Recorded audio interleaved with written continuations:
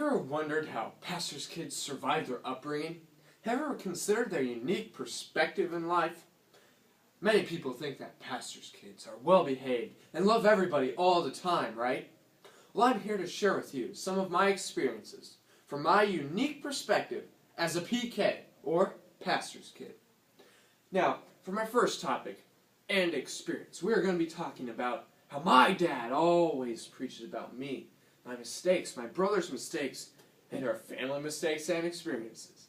Now, for my second topic, a much better one, we're going to be talking about soul food. That's right, you guessed it, potlucks. Meatballs and casserole and pasta. Oh my. And last but not least, my favorite, assigned seats in church. Let's get started. Moving into center stage and the glaring light that shows mistakes in vivid living color. Have you ever had a time when your parents are talking with another couple or person about a mistake their child made? And that child's standing right next to them. It's as if they're talking behind your back. It doesn't feel very good, does it? That's how I feel my dad preaches about me. It's like, Dad, front row, sitting in the front row right here, and you're talking about me, front row. I can hear every word you're saying.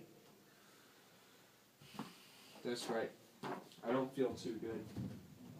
Now let me give you some examples.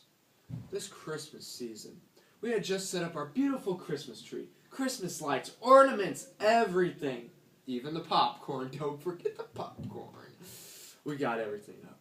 And you know what I managed to do? I managed to knock our Christmas tree over. Look at me, clumsy kid. I broke the ornaments and some of the lights. My dad was furious. But do you know what he preached about that Sunday? Me knocking over the Christmas tree. That's right. Don't know how he did it, but he did. Let me give you another example. Beautiful weather. It was a little cloudy with peaks of sunshine bursting through the clouds. And I had asked him just jokingly, in the curiosity of a child, are those dead bodies' souls being raised to heaven in the pillars of light, Dad? Jokingly, right? Wrong! Oh, way wrong, yeah. That Sunday, guess what? Guess now, come on. He preached about me, asking him about dead body souls being raised to heaven in the wonderful, lovely pillars of light. Great for me, right? No. Dad. It's as if once a pastor is ordained, they are bestowed upon the unique gift to tie every living experience to their sermon. So as a pastor's kid, you get preached about. You get some weird experiences from that. But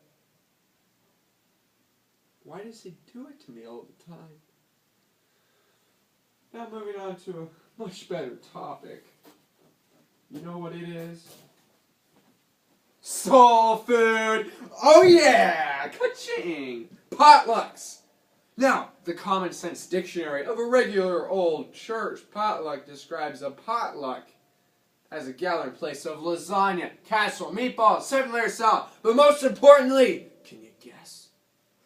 Jell-O! Oh yeah! Round of applause for this food. You have to have Jell-O at your church potluck. You cannot.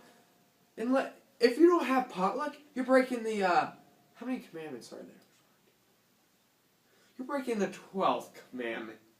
12th commandment. Bring the Jell-O. Now, the one time my church did not have Jell-O at our potluck was a dark and stormy night. Bad times. The one gentleman was supposed to bring the Jell-O. And you know how some elderly ladies can be, right? A bit rude, to say the least. Well, this one lady was just that. When she found out that the one gentleman did not bring the Jell-O, that set off the rolling thunder and lightning, she went ballistic on him, and finally my dad got them to calm down. Now, after a few punches were thrown, by the old lady to say the least. But we remember to bring the Jell-O from that day forward, and we never forgot it at our potlucks. Never. My dad He loves 7-layer salad. He'll ask for it all the time, 2 months before, 1 month, the week of, the day of. He'll even preach about 7-layer salad, for crying out loud, in his sermons as he's preaching about this guy. The nerve he has. But he loves 7-layer salad. Ironically, hardly anyone ever brings 7-layer salad to our church potlucks. Which gets you thinking, maybe people don't like my dad. That'd explain a lot. Yeah. So bring the Jell-O. And don't forget the 7-layer salad. At least do something nice for your spiritual leader. It's not like he went to college or seminary to teach you. You could at least respect him. Unless you want to become sermon material, which would actually benefit me. So I wouldn't have to preach about me all the time. Now, my personal favorite topic. Da-da-da-da. Assigned seats in church, baby.